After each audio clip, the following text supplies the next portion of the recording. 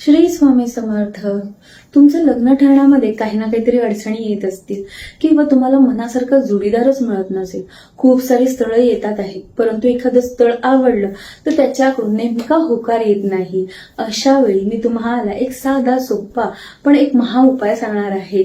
जो महा उपाय तुम्ही या श्रावण महिन्यात केल्यामुळे तुमच्या आयुष्यामध्ये जे काही लग्नाच्या रिलेटेड प्रॉब्लेम्स क्रिएट होत असतील ते दूर होऊन तुम्हाला मनासारखा जोडीदार मिळेल.